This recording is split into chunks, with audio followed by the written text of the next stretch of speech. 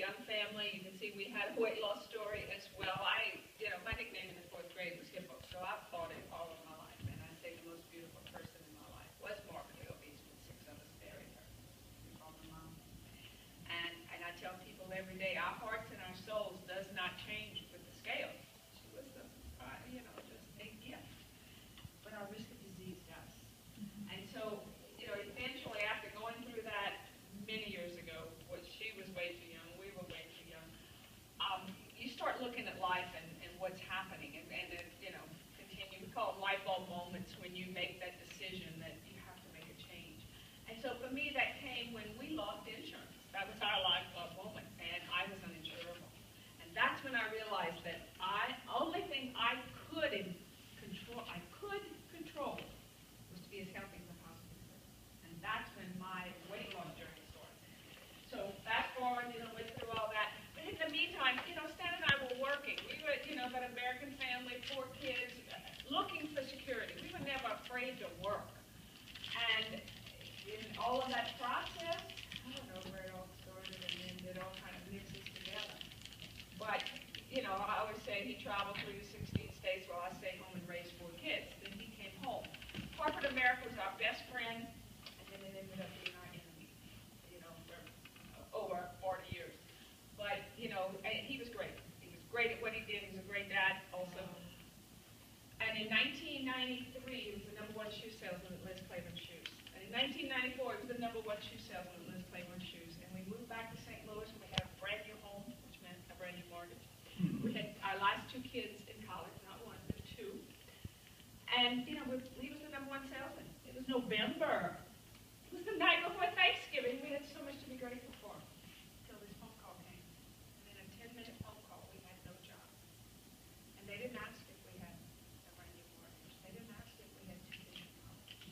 It literally took his breath away. So when you're the best in the game and you lose your job, it shakes your security. But we weren't afraid to work. And that's when we decided that we would find the American dream. We were raised in the generation that said it's out there. If you're not afraid to roll up your sleeves and go to work. Now, I wasn't sure if I had the skills. So I'm like, okay, what are we going to do now? And I just thought, I have to find something where someone will lock elbows with me.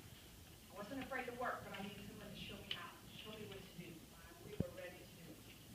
Stan even went back to work at Bank of America so I would have benefits. I lived without insurance for 7 months. I thought living at LSU in the 70s was living on the edge. Living in America with no insurance is living on the edge. And so he went to Bank of America.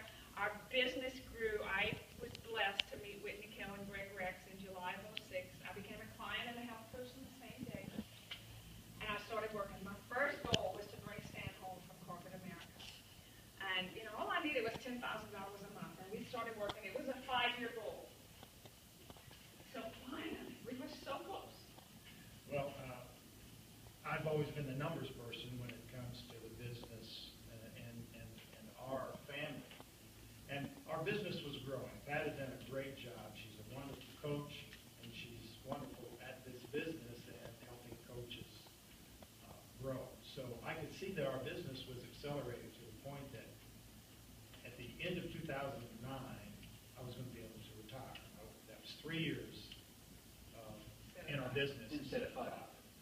But we came out of an event called Go Global, where I could see that I didn't have enough vacation time in corporate America to be able to do the other events with Pat, because events, they're just so special, and that's a whole other subject. But so I gave notice.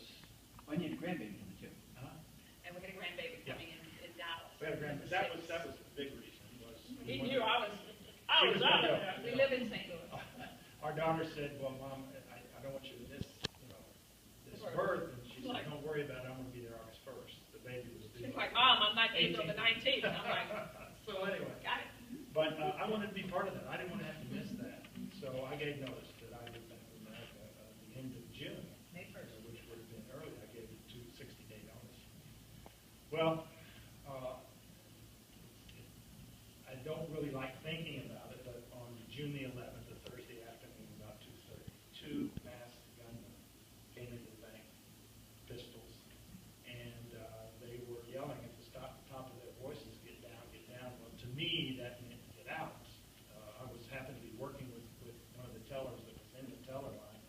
And we had a room in the back, anyway, I didn't listen. We're taught to do different things. But I got to that back room with the two ladies that were in the drive-up. And as quick as I turned around, he's at the door. Which means he jumped over a 5-foot counter with a gun. I followed us back there and said, down and don't look up. Anyway, so that was the most horrific moment in my life. Well, because of what Take Shape for Life had given us was an opportunity for us to do what matters most. And at that point in time, what mattered most to me was to join her now. I just couldn't go back to the bank. Because I knew if somebody came in and we're having an argument with somebody in a loud voice, that would all come back to me. And I just said, but anyway, we were so thankful with Take Shape for Life and the business that was growing. It gave me the opportunity to leave and not have to put myself through that. And from that point on, I will tell you, the American dream of what Pat wanted to create was possible, and this company made that happen. Because as Greg will tell you, there is no cap on any earnings.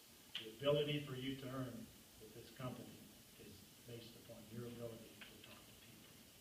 So today our trilogy score, I say I'm an 8 and an 8 and a 9. And, I'm just so thankful to be able to do what we love to do, but, do it together. It's a man that I love. And, as families today in America, not too many of them, as our children grow up, and I always say we want to raise them to be independent, and darn they are. And some of them move away, and they leave that nest. Well, with this twosome, the nest travels.